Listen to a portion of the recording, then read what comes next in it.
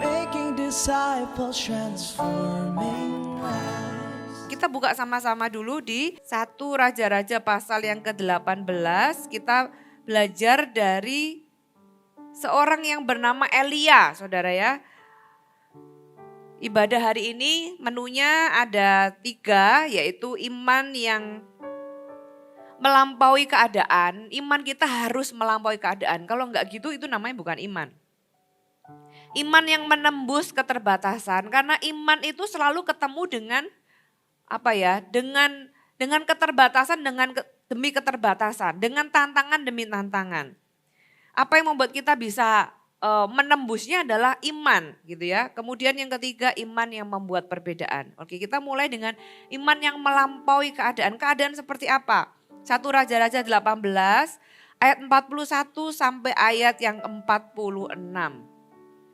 Kita baca bergantian ya, saya baca ayat yang ganjil, saudara baca ayat yang genap. 41, kemudian berkatalah Elia kepada Ahab, pergilah makanlah dan minumlah sebab bunyi dera hujan sudah kedengaran.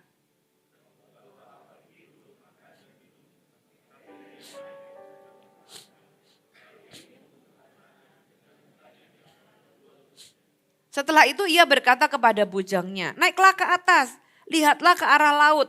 Bujang itu naik ke atas, ia melihat dan berkata, tidak ada apa-apa.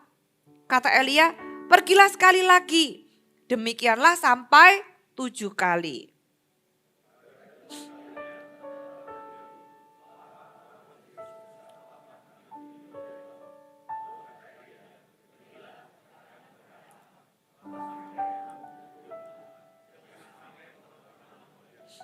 Maka dalam sekejap mata langit menjadi kelam oleh awan badai, lalu turunlah hujan yang lebat. Ahab naik kereta lalu pergi ke Yisrael.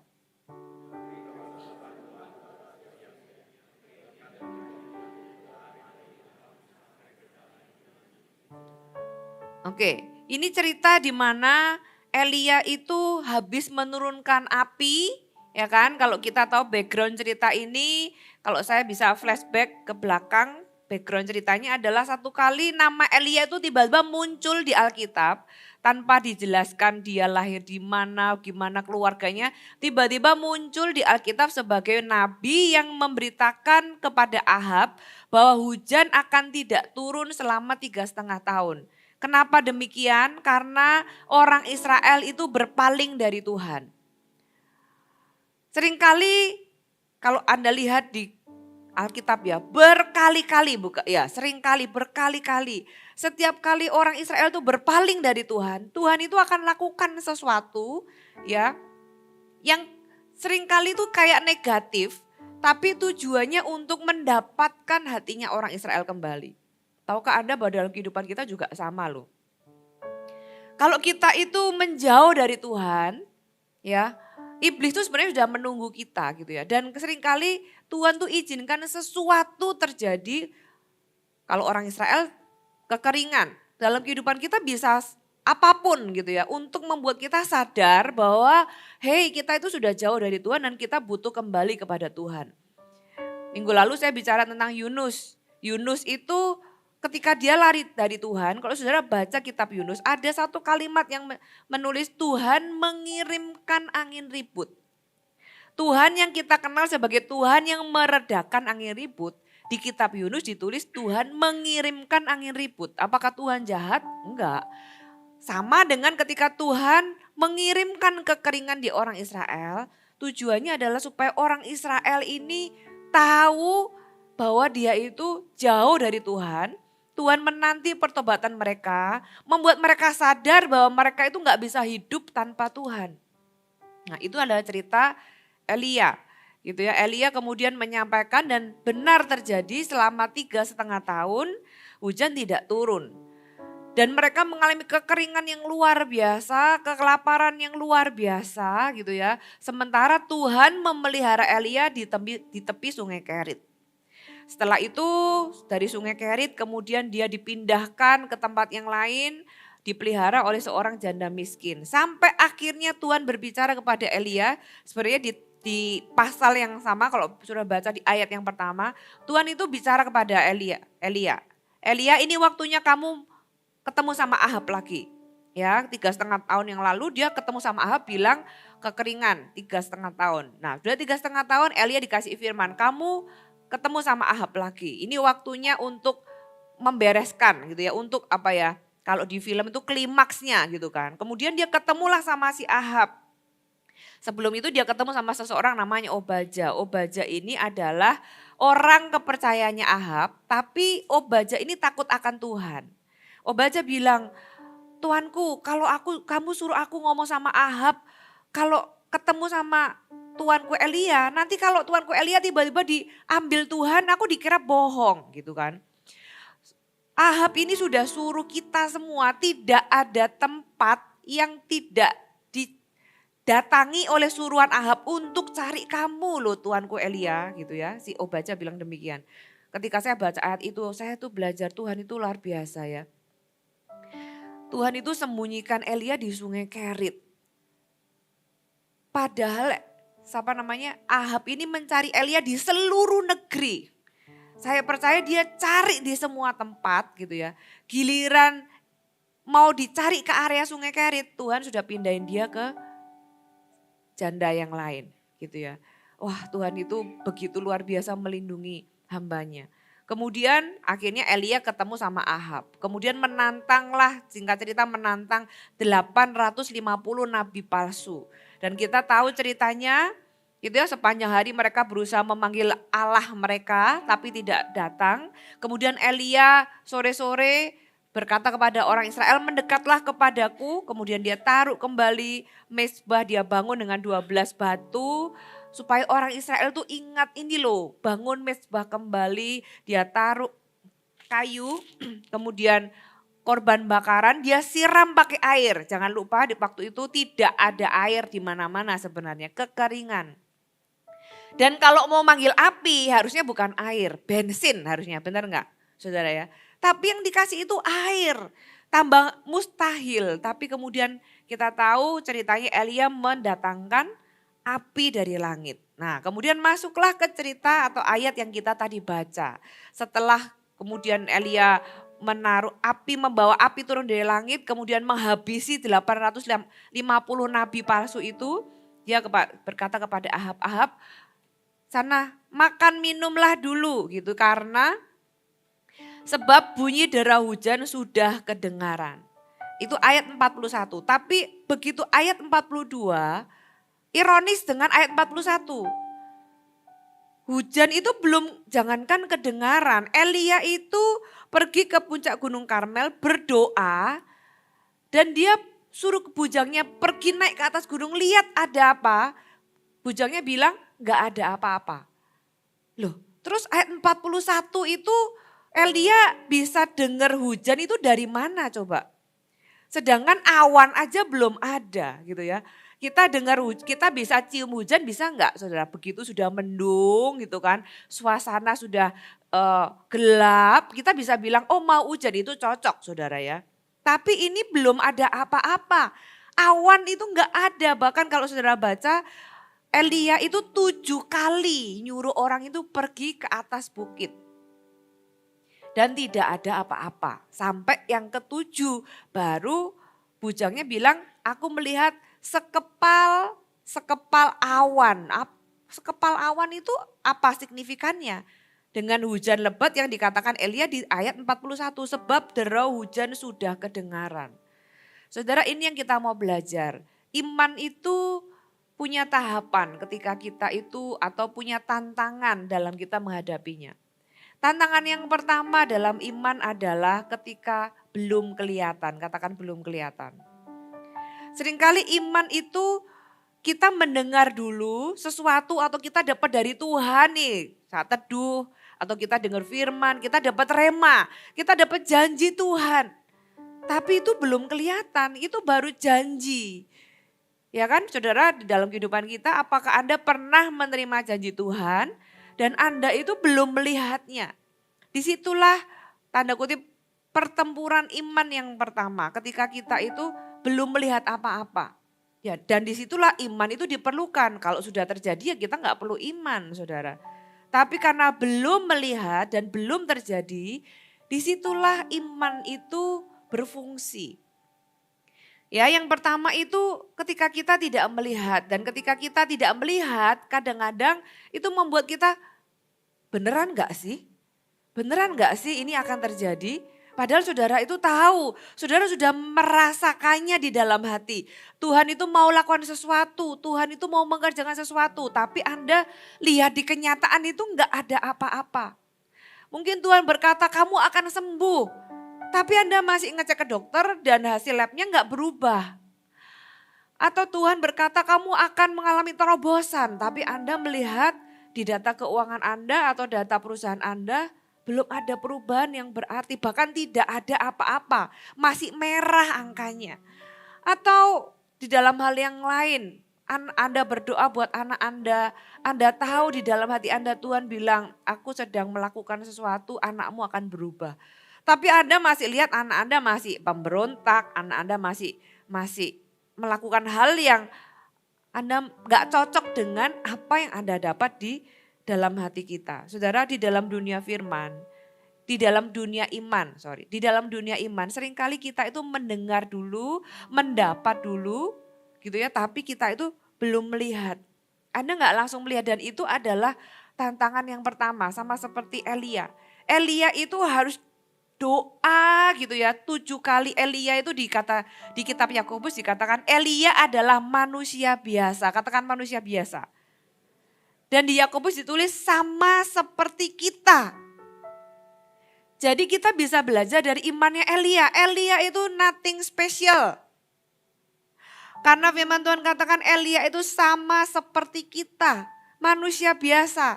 Dia itu harus makan supaya kenyang. Dia bukan robot, dia bukan malaikat gitu ya. Sehingga mungkin di dalam konteks kita nggak perlu menurunkan api dari langit sekarang gitu ya. Tapi mungkin di dalam hidup kita itu kita perlu mujizat saudara.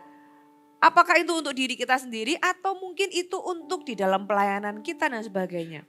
Dan kita bisa belajar dari imannya Elia ya. Dan iman itu bukan hanya untuk kita percaya Yesus.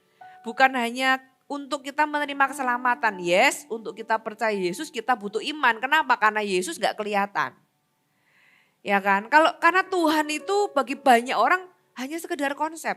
Tapi bagi kita yang percaya, makanya kita disebut sebagai umat yang percaya, orang percaya.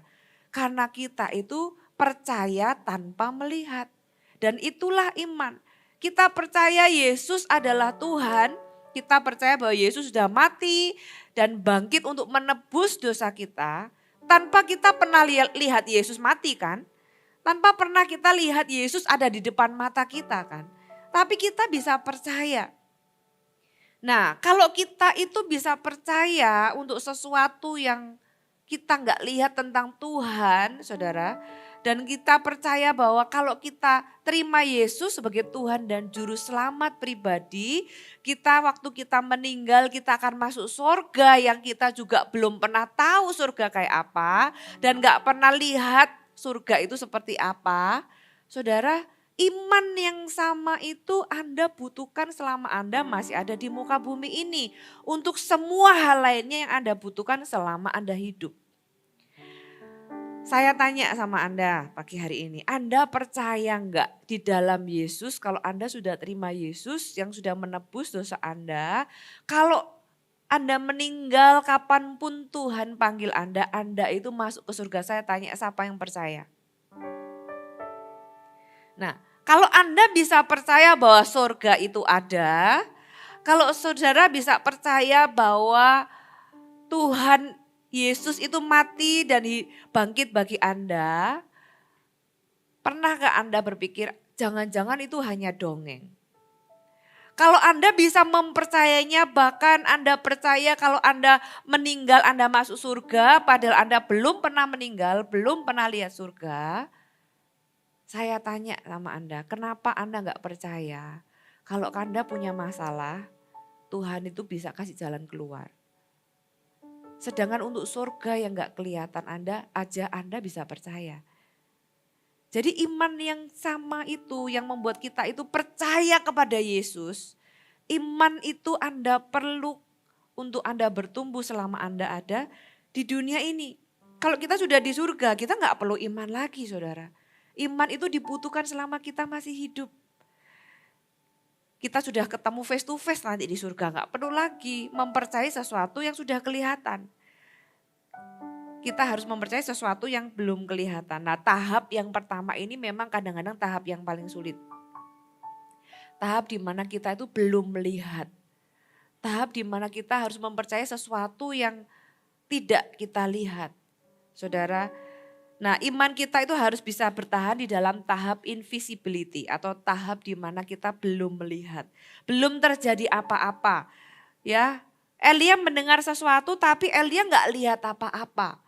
Oleh sebab itu dia berdoa. Saudara, kalau Anda tahu dan Anda terima firman Tuhan.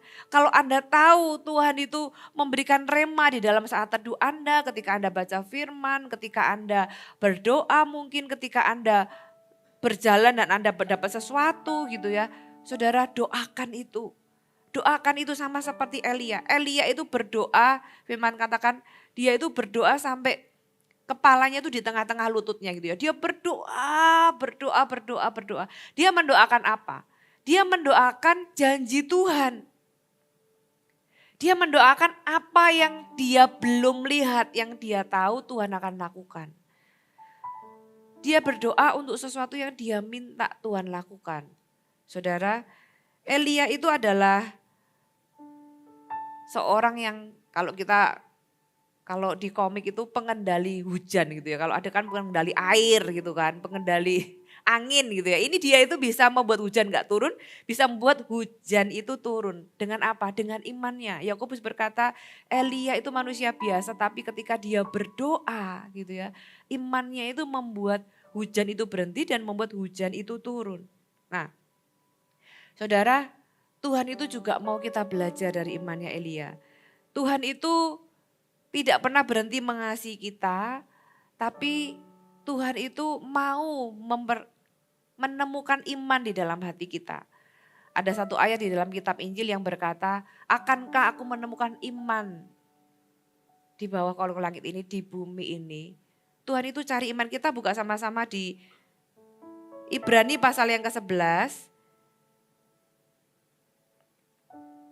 Kita buka ayat yang pertama. Iman adalah dasar dari segala sesuatu yang kita harapkan. Saya tanya sama Anda punya pengharapan enggak? Apa yang hari ini Anda harapkan di dalam kehidupan Anda? Dan bukti dari segala sesuatu yang tidak kita lihat. Jadi kita itu sudah lihat dulu di dalam mata iman kita, tapi kita belum lihat di kenyataan. Itulah iman. Ayat yang kedua kita lanjutkan. Sebab oleh imanlah telah diberikan kesaksian kepada nenek moyang kita. Karena iman kita mengerti bahwa alam semesta telah dijadikan oleh firman Allah. Padahal waktu alam semesta dijadikan kita nggak ada loh. Itu kan dari firman, kita baca firman. Alam semesta telah dijadikan oleh firman. Sehingga apa yang kita lihat telah terjadi dari apa yang tidak dapat kita lihat. Karena iman Habel telah mempersembahkan kepada Allah korban yang lebih baik daripada korban Kain. Apa yang membedakan Kain dengan Habel? Ada orang yang bilang, oh Habel itu karena dia itu mempersembahkan kambing domba. Sedangkan Kain mempersembahkan hasil pertaniannya. Enggak ada yang salah dengan waktu itu Tuhan belum memberikan peraturan kalau memberikan persembahan itu harus kambing domba. Enggak. Dua-duanya memberikan persembahan kepada Tuhan. Dan mempersembahkan yang terbaik dari usaha mereka masing-masing. Tapi apa yang membedakan? Membedakannya adalah Habel itu mempersembahkan dengan iman. Tapi Kain tidak mempersembahkannya dengan iman. Nah, dengan jalan itu ia memperoleh kesaksian kepadanya bahwa ia benar. Karena Allah berkenan akan persembahannya itu. Dan karena iman ia masih berbicara sesudah ia mati. Ayat yang kelima, karena iman Henok terangkat supaya ia tidak mengalami kematian dan ia tidak ditemukan karena Allah telah mengangkatnya. Sebab sebelum ia terangkat ia memperoleh kesaksian bahwa ia berkenan kepada Allah. Perhatikan ayat yang ke-6. Tetapi tanpa iman tidak mungkin orang berkenan kepada Allah. Saudara, Tuhan mau menemukan iman di dalam hati kita. Karena tanpa iman kita enggak berkenan kepada Allah. Sebab Barang siapa berpaling kepada Allah, ia harus percaya bahwa Allah ada. Katakan Allah ada. Dan Allah memberi upah kepada orang yang sungguh-sungguh mencari Dia. Saudara, kalau saudara baca di semua ayat di Ibrani 11, saudara akan lihat pattern yang sama. Abraham pergi ke sebuah tempat yang dia belum tahu. Nuh itu membuat bahtera, melakukan petunjuk Allah untuk sesuatu yang belum kelihatan. Jadi semuanya selalu dimulai dengan tahap belum kelihatan. Hari ini kalau Anda ada di sebuah pergumulan iman, Anda belum melihat sesuatu, Anda mau mempercayai firman Tuhan, tapi Anda masih bertanya-tanya. Saya mau katakan firman Tuhan itu Anda dan Anda harus menang. Karena disitulah iman itu berfungsi. Yang pertama-tama iman itu harus mempercayai bahwa Allah itu ada. Di dalam masalah Anda, kita itu bisa, orang Kristen itu bisa Kristen ateis, saudara. Berkata bahwa dia Kristen ikut Yesus, tapi dalam kehidupan sehari-hari hidup seperti tidak punya Tuhan. Di dalam ketika ada masalah, hidup seperti tidak ada Allah. Hidup seperti Tuhan itu gak bisa tolong gitu ya. Sehingga sudah sumpek, sudah panik, sudah kayak jalan buntu. Kalau ditanya, loh kan bisa berdoa bahwa percaya gak bahwa Tuhan itu ada. Coba saudara ketika Anda di dalam gemuruh gelora masalah gitu ya. Tenangkan diri Anda dan berkata masih ada Tuhan. Anda harus percaya bahwa Allah itu ada.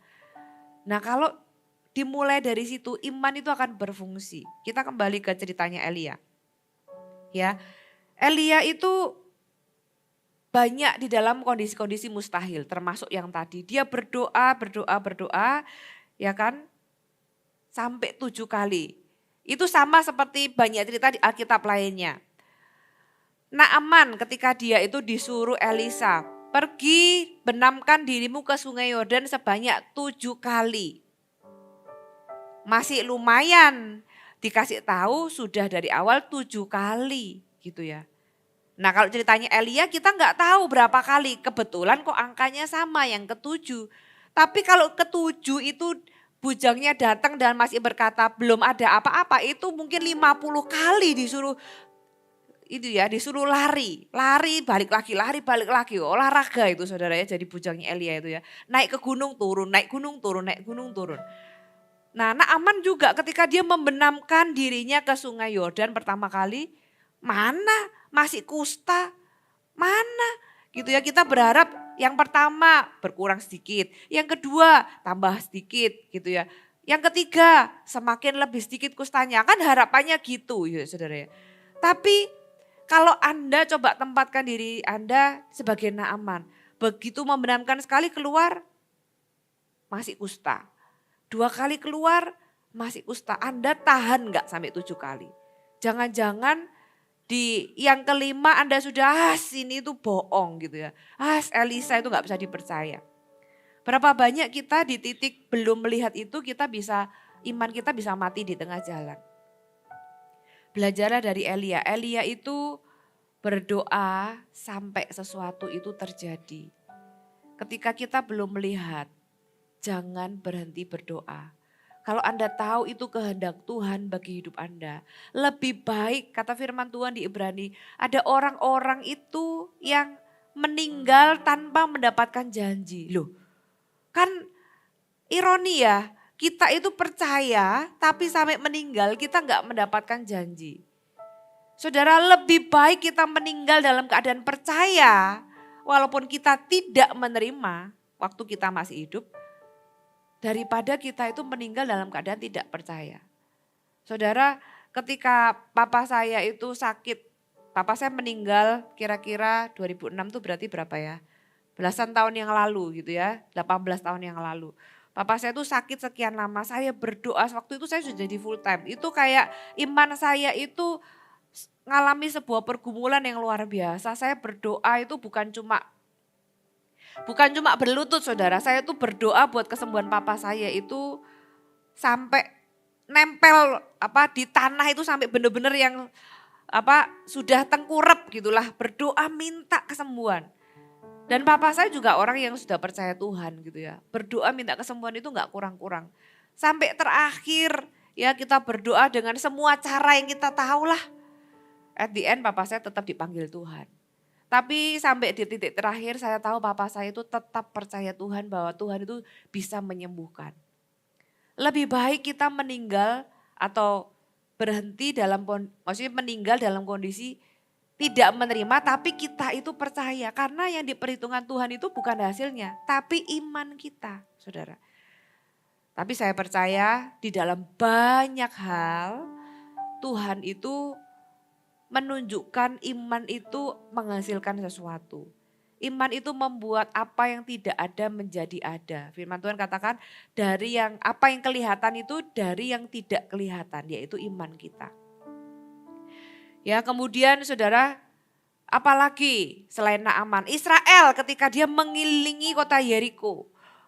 Udah aneh metodenya gitu ya. Tuhan tuh seringkali memang kreatif ya. Tuhan itu maha kreatif, namanya juga pencipta ya kan, creation. Jadi semua yang kreatif itu ya dari Tuhan. Metodenya tuh bisa di luar nalar gitu ya. Yeriko yang segitu tebelnya diputerin sekali. Gak ada perubahan. Diputerin 2 kali gak ada perubahan. Itu udah kayak orang konyol saudara ya. Muterin orang di atas tembok Yeriko tuh pasti ngejek. Selama 6 hari itu pasti ngapain nih orang-orang ini ya. Ngapain muterin-muterin gitu. Itu kayak sebuah action atau sebuah tindakan yang konyol. Dan 6 hari itu tidak terjadi apa-apa. Disitulah tantangan iman ketika kita tuh belum melihat. Saudara, teruslah lakukan kehendak Tuhan. Teruslah berdoa, teruslah percaya, teruslah berharap. Jangan berhenti pengharapan Anda, jangan berhenti percaya. Terus percaya sama Tuhan. Apa yang dilakukan Elia? Elia terus suruh bujangnya dia berdoa. Dia suruh bujangnya lagi, dia terus berdoa sampai di satu titik. Ya kan, firman Tuhan tadi kita kembali ke 1 Raja-Raja 18. Firman Tuhan berkata, bujangnya itu kembali dan berkata, wah awan kecil sebesar telapak tangan timbul dari laut. Loh apa signifikannya awan sekecil itu? Kalau misalnya kita itu lihat sudah gelap, terus kita bilang mau turun hujan, nah itu cocok saudara. Kalau Anda lihat awan itu masih jauh di sana, masih sekecil itu. Saudara, Anda pasti ini masih lama gitu kan. Tapi Elia itu tahu, dia kenal Tuhannya. Saudara, tantangan yang pertama tidak kelihatan. Tantangan yang kedua itu tidak cukup. Seringkali kita berpikir kayak Tuhan 5 roti 2 ikan, masa cukup sih? Ya mana cukup buat 5.000 orang gitu ya. Tantangan yang kedua tuh seringkali gak cukup, bukan gak ada, tapi gak cukup. Untuk visi yang besar, masa cukup orang-orangnya? Untuk mungkin Anda punya target atau visi yang besar di dalam perusahaan Anda, modalnya nggak cukup. Seringkali kita menemukan tantangan yang kedua bukan nggak ada, bukan nggak kelihatan, tapi nggak cukup. Tapi kecil, nggak signifikan saudara. Itu yang membuat kita ragu-ragu. Iya nggak, bener nggak. Kemudian kita itu memperlambat gitu ya. Tapi apa yang dilakukan Elia? Elia langsung turun bilang sama Ahab, suruh pasang keretanya, suruh cepetan lari karena hujan itu akan sekejap datang. Luar biasa. Saudara tahu proses hujan itu apa? Proses hujan itu kalau kita pernah diajari ya waktu SD, air itu menguap dari laut ke atas. Jadi awan, benar gak saudara? Baru awan itu kemudian pergi ke darat, pakai angin baru hujan di darat. Nah saudara, saya mau ngomong dari yang pertama tadi. Kadang-kadang kita itu memang belum melihat pekerjaan Tuhan. Tapi ketika kita belum melihat awan itu, bukan berarti Tuhan gak bekerja. Bukan berarti nothing happen. Airnya itu lagi naik ke atas saudara. something itu happen tapi kita memang gak melihat. Awan itu sudah ada di sana setelah terjadi kondensasi atau penguapan itu jadi satu di atas. Nah ketika ada penguapan itulah kita gak lihat. Nah seringkali ketika Tuhan bekerja di balik layar, itulah yang membuat kita itu beneran gak sih? Gitu ya, kita suka mempertanyakan Tuhan, padahal Tuhan itu sedang bekerja. Jadi kalau Anda hari ini belum melihat sesuatu, percayalah Tuhan itu masih mengerjakannya dan sedang mengerjakannya. Yang percaya katakan amin. Hanya kita belum melihat, sama seperti ketika air itu menguap jadi awan, itu gak terlihat. Dan yang berikutnya kalau itu masih kecil saudara, kalau Anda sudah punya modal atau lihat sesuatu, saudara percayalah kalau Tuhan itu bekerja. Kalau yang gak kelihatan aja Tuhan itu bekerja. Apalagi dari yang kecil, Tuhan itu bisa mengerjakannya dan menjadi besar seketika. Ya, dan Elia itu kita tahu ceritanya berhasil. Tiba-tiba hujan deras setelah 3,5 tahun tidak ada hujan. Elia itu imannya teruji ketika dia tidak melihat, ketika belum cukup, dia berhasil melampaui 2 tantangan iman ini. Nah tapi ketika iblis itu tidak berhasil menjatuhkan kita, ketika belum melihat kita tetap percaya, ketika cuma sedikit kita tetap percaya, iblis itu akan pakai cara yang ketiga. Kita lanjutkan di 1 Raja-Raja pasal yang ke-19. Ini adalah tantangan iman yang ketiga, Elia ke Gunung Horeb. Ketika Ahab memberitahukan kepada Isabel segala yang dilakukan Elia dan perihal Elia membunuh semua nabi itu dengan pedang, maka Isabel menyuruh orang suruhan berkata kepada Elia, beginilah kiranya para Allah menghukum aku, bahkan lebih lagi daripada itu jika besok kira-kira pada waktu ini aku tidak membuat nyawamu sama seperti nyawa salah seorang dari mereka itu. Maka takutlah Elia. Lalu bangkit dan pergi menyelamatkan nyawanya, dan setelah pergi ke Berseba dan yang termasuk wilayah Yehuda, ia meninggalkan bujangnya di sana.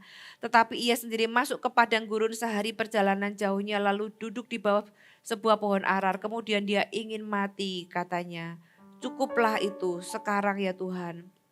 Ambillah nyawaku sebab aku ini tidak lebih baik daripada nenek moyangku. Saudara, kalau iblis tidak berhasil membuat Anda kalah di dalam stage tidak melihat. Kalau iblis tidak berhasil membuat Anda kalah di dalam stage tidak cukup. Iblis akan membuat Anda merasa tidak mampu. Iblis akan membuat Anda itu terintimidasi. Intimidasi adalah salah satu cara iblis untuk membunuh iman kita. Intimidasi itu seperti tuduhan, seperti panah api yang menembus hati kita gitu ya. Membuat kita itu kemudian mempertanyakan diri kita dan mempertanyakan Tuhan. Kenapa Elia yang sudah menurunkan api, yang sudah berhasil 3,5 tahun mengatasi kelaparan, dia tetap hidup. Dia gak kurang makan, gak kurang minum gitu ya. Dia sudah berhasil melawan nabi-nabi Baal. Dia sudah berhasil menurunkan hujan, apa enggak kurang gitu kemampuannya Elia.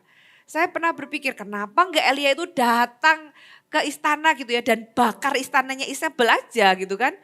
Kok dia bisa nurunin api kok. Tapi yang dilakukan ini ternyata seorang nabi, dia itu bisa sampai di titik takut dan meninggalkan dan pergi melarikan diri. Kalau dipikir logika ya, kalau Isabel itu mau membunuh Elia, ngapain dia pakai ngancam? Suruh aja pembunuh bayaran langsung bunuh, gak pakai ngancam. Nah tahukah saudara bahwa iblis itu tahu bahwa sebenarnya dia itu tidak bisa mengutuk orang yang sudah diberkati Tuhan. Iblis itu gak bisa ngambil berkatnya kita. Berkat itu hanya akan hilang kalau kita kehilangan iman. Jadi yang dipakai oleh iblis adalah caranya, dia membuat kita kehilangan iman. Kalau dia nggak berhasil membuat kita kehilangan iman ketika kita tidak melihat, dia tidak berhasil membuat kita kehilangan iman ketika tidak cukup. Iblis akan mengintimidasi kita bahwa kamu tuh nggak mampu, kamu tuh nggak bisa, kamu tuh begini, kamu itu begitu, membuat kita takut. Iblis itu tahu dia gak bisa membunuh kita. Isabel itu tahu.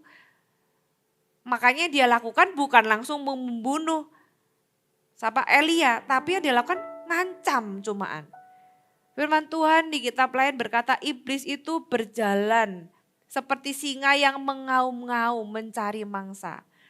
Iblis itu kayak singa yang sudah ompong. Sebenarnya dia tuh gak bisa ngapa-ngapain kita. Yang dia bisa lakukan adalah menakut-nakuti kita. Nah kalau kita itu gak tahu siapa kita di dalam Tuhan, kita bisa sama seperti Elia. Elia itu ketakutan dan tahu gak kenapa Elia itu sampai minta mati? Bukan karena Elia itu sebenarnya bukan karena dia itu depresi seperti kata orang. Ya dia mungkin mengalami titik-titik lemah di dalam hidupnya. Tapi dia tuh merasa gagal. Saudara tahu apa yang semua mujizat yang dilakukan Elia itu tujuannya cuma satu. Yaitu membuat orang Israel kembali kepada Tuhan. Membuat Ahab dan Isabel itu tahu bahwa ilah yang mereka sembah itu kalah sama Allah yang Elia sembah dan membuat orang Israel dan para pemimpinnya itu kembali kepada Tuhan. Tapi yang terjadi, Elia itu frustasi sampai di titik ya mungkin depresi gitu ya. Dan berkata, udah Tuhan aku itu gagal. Sudah kering 3,5 tahun. Sudah ada api di depan mata semua orang. Sudah ada hujan di depan semua orang. Turns out semuanya itu tidak membuat orang Israel bertobat. Dan malah aku yang salah seolah-olah dan aku yang diancam. Elia merasa gagal, itulah yang membuat Elia itu merasa sudah cukup Tuhan. Aku sudah gak mampu lagi, sudah izinkan aku mati. Saudara, di dalam kehidupan kita harus menang dari 3 hal ini. Yang pertama ketika kita belum melihat tetap percaya Tuhan. Ketika kelihatannya masih kecil, percayalah Tuhan bisa membuat yang kecil itu menjadi besar. Ketika kita itu mengalami intimidasi, ketahuilah bahwa Tuhanmu lebih besar daripada semua roh di dunia ini yang bisa mengintimidasimu. Dan roh yang lebih besar itu ada di dalammu. Itulah yang membuat iman kita bisa melampaui semuanya itu. Dan akhirnya apa yang membuat Elia itu bangkit kembali, puji Tuhan. Tuhan kita itu bukan Tuhan yang mengintimidasi, udah jatuh ketimpa tangga gitu ya, ditumpuk kursi, enggak kayak gitu saudara. Tuhan kita itu Tuhan yang membangkitkan. Ada masanya sih Tuhan itu tahu ketika kita itu lemah. Tuhan itu tahu ketika kita itu manusia biasa. Bahkan Elia yang sehebat itu juga punya mengalami masa-masa lemah. Dan apa yang Tuhan lakukan? Tuhan bangunin Elia, kalau kita tahu ceritanya. Elia bangun, dikasih makan, dikasih minum. Tuhan gak menghakimi, Tuhan gak marah-marah gitu ya. Dikasih makan, dikasih minum. Tidur lagi Elia, dibangunin lagi yang kedua Elia. Tugasmu belum selesai, ayo jangan menyerah. Aku masih mau pakai kamu, ayo Elia bangun, makan, minum. Sampai ketiga kalinya, sampai akhirnya Elia itu bangkit dan dia jalan. Dan singkat cerita Elia punya tugas yang lain. Saudara, apa pelajarannya di dalam hidup kita? Iman kita itu bertumbuh di dalam masa-masa yang sulit saudara ya. Kalau enggak sulit namanya bukan tantangan iman. Kalau enggak sulit iman kita itu tidak diperlukan saudara ya. Tapi lewat 3 tantangan iman itu kita mesti melakukan yang pertama, kita percaya walaupun belum melihat. Kalau hari ini ada orang-orang yang Anda mulai meragukan Tuhan. Kalau hari ini Anda merasa apakah benar firman Tuhan ini berkata, berhenti ragu-ragu, percaya lagi. Karena percaya itu keputusan saudara. Nanti saya akan jelaskan di ibadah kedua, percaya itu keputusan. Ada orang itu sudah lihat mujizat, tetap gak percaya. Buktinya apa? Orang Israel kok. Orang Israel itu lihat api, lihat hujan, lihat kekeringan, tetap at the end gak percaya. Orang Israel di padang gurun udah lihat mujizat itu banyak banget. Tapi tetap tidak percaya. Tapi ada orang gak lihat apa-apa bisa percaya. Berarti kesimpulannya percaya atau tidak itu terserah kita. Putuskan untuk Tuhan, aku mau percaya walaupun aku belum melihat. Yang kedua, berdoalah sampai sesuatu terjadi. Pray until something happen. Jangan berhenti berdoa seperti Elia. ingat bahwa Elia itu manusia biasa. Tapi dia itu dengan imannya dia bisa menghentikan hujan. Dengan imannya dia itu bisa menurunkan hujan. Dan imannya itu dilihat dari mana? Dilihat dari keteguhannya ketika dia berdoa. Dia berdoa sampai apa yang dia percayai itu terjadi, saudara. Pray until something happen. Dan yang terakhir, lampaui ketakutanmu. Hadapi ketakutanmu dan lampaui itu. Percayalah bahwa kita punya Roh Kudus yang jauh lebih besar dari segala bentuk dakwaan atau intimidasi yang bisa dipanahkan ke dalam hati kita. Lawan, firman Tuhan dikatakan lawan iblis, maka ia akan lari daripadamu. Nah seringkali yang kita lakukan atau yang terjadi adalah kita kalah, kita nggak melawan, kita pasif, kita membiarkan diri kita itu ditembakin oleh panah api. Kita membiarkan diri kita itu terintimidasi, bahkan beberapa orang malah self pity party. Firman Tuhan katakan lawan, kalau kamu tahu itu bukan dari Tuhan, intimidasi itu tidak pernah dari Tuhan. Kalau Tuhan menegur, Tuhan itu tetap kasih damai sejahtera. Ada yang namanya duka cita dari Allah katanya. Itu kayak bentuknya teguran. Tapi teguran itu ujungnya pertobatan. Intimidasi ujungnya tidak pernah pertobatan. Intimidasi itu ujungnya kita kehilangan iman. Itu yang iblis mau. Makanya sekali lagi saya bilang iblis itu gak bisa ngambil berkatnya anak Tuhan. Tapi kita bisa kehilangan berkat itu kalau kita kehilangan iman. Makanya yang iblis lakukan adalah membunuh iman anak-anak Tuhan. Oleh sebab itu Bapak Ibu Saudara dikasihi Tuhan, pagi hari ini mari kita bangkit kembali, percaya Tuhan kembali. Area apa yang Anda masih lemah atau ragu-ragu. Kita itu tiap orang beda-beda saudara. Ada orang di area ini dia itu bisa percaya, tapi di area yang lain misalnya di pekerjaan dia itu tahu pokoknya aku percaya Tuhan akan memberkati aku. Tapi di rumah tangga dia gak yakin apakah anakku ini akan berhasil atau enggak. Atau orang itu bisa percaya di area keuangan tapi dia itu lemah di area kesembuhan. Saudara, setiap orang punya bagiannya masing-masing yang harus dikerjakan. Tapi kabar baiknya adalah semua orang bisa bertumbuh di dalam iman. Kenapa? Karena firman Tuhan katakan Tuhan itu adalah the author and finisher of our faith. Dia itu yang memulai iman kita, yang membuat kita bisa percaya Yesus sebagai Tuhan. Dan dialah yang kalau kita mau bersama-sama dengan Tuhan terus bertumbuh, dia itu akan membuat iman kita terus bertumbuh sampai finish, sampai garis finish kita akan ditemukan Tuhan. Ketika kita berjumpa muka dengan Tuhan, dia menemukan ada iman di dalam hidup kita. Amin.